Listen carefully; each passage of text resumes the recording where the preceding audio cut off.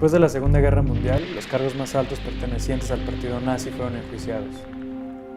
Uno de los casos más emblemáticos fue el juicio Nuremberg, que se celebró del 20 de noviembre de 1945 al 1 de octubre de 1946.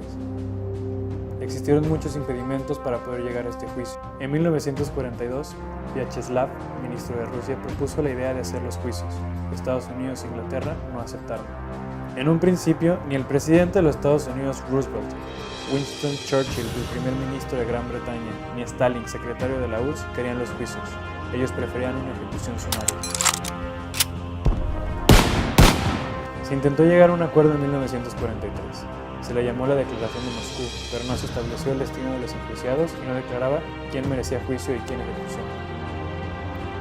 Fue en una cena entre Roosevelt, Stalin y Churchill donde el rumbo de la historia casi cambia. Stalin comentó que si aniquilaban a 50.000 soldados nazis podrían acabar con el poder militar nazi para siempre. Churchill se negó rotundamente a esta declaración. Roosevelt estaba de acuerdo, incluso dijo que con 49.000 estaría bien. Si Churchill hubiera aceptado, otra historia hubiera sido. En el gobierno de Estados Unidos existía una disputa con lo que se debía hacer con los crímenes de guerra.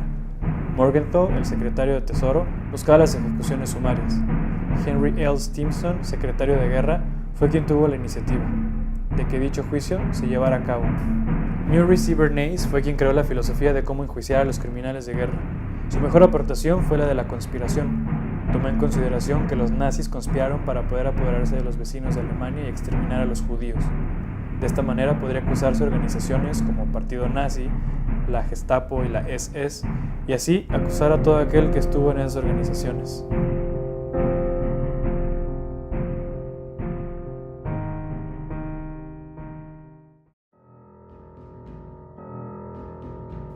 Roosevelt seguía con sus planes.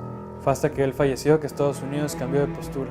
El nuevo presidente, Harry S. Truman, fue quien aceptó la idea sobre los juicios. En consecuencia, los ingleses también aceptaron los juicios. En 1945, los aliados confirmaron el acuerdo de un proceso judicial. En este acuerdo, llamado la Carta de Londres, y se creó el Tribunal Militar Internacional. Una de las dificultades para el juicio fue el sistema sobre el cual se iba a juzgar a los criminales.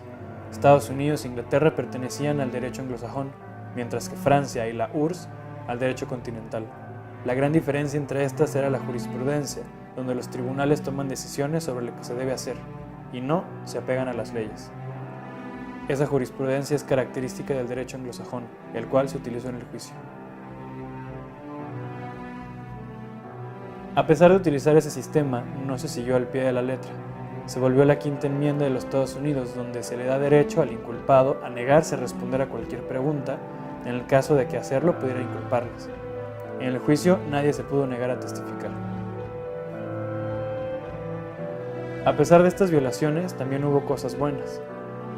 El juicio partió de la idea base de que los individuos tienen deberes y obligaciones internacionales que están por encima de su deber de obediencia al Estado, del que fuesen nacionales.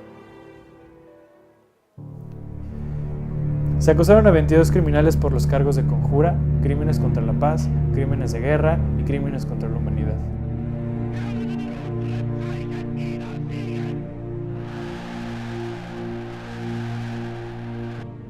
En primer cargo, conjura era muy ambiguo.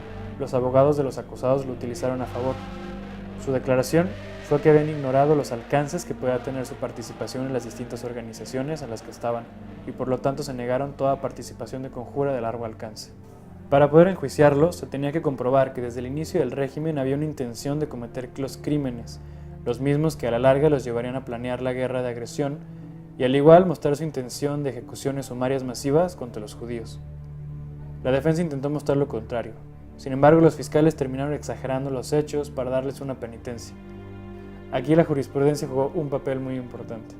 This brings us to the point that the most important thing that was achieved at Nuremberg was not the conviction of these men and not the sentences imposed, but the determination for history that waging aggressive war is a crime.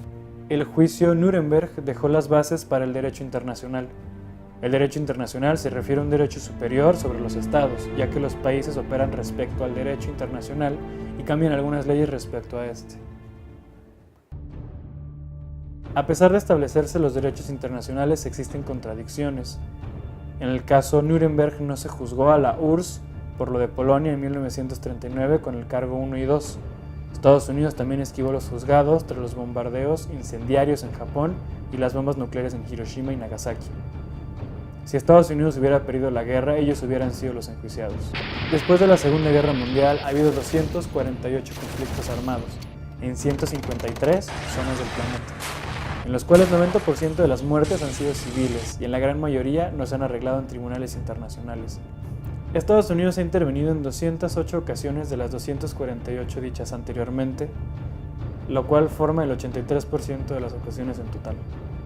Se estima que Estados Unidos ha matado a 20 millones de personas en sus conflictos desde 1945, 20 menos que la Segunda Guerra Mundial. No existe un código penal internacional de los crímenes de guerra ni una tipificación de tribunal internacional. En la mayoría de los juicios, quienes pierden la guerra son los enjuiciados y los que ganan, los que enjuician. Algunos crímenes de guerra son justificados por el artículo 2 de la ONU, en el cual se dice que prohíbe formalmente la guerra, salvo la de autodefensa y las llamadas guerra de policía o intervención de las fuerzas pacificadoras de la ONU.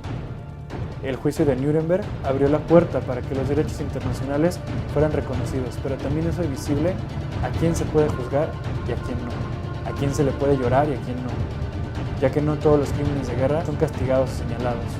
Depende de quién lo haga, es como se juzgará.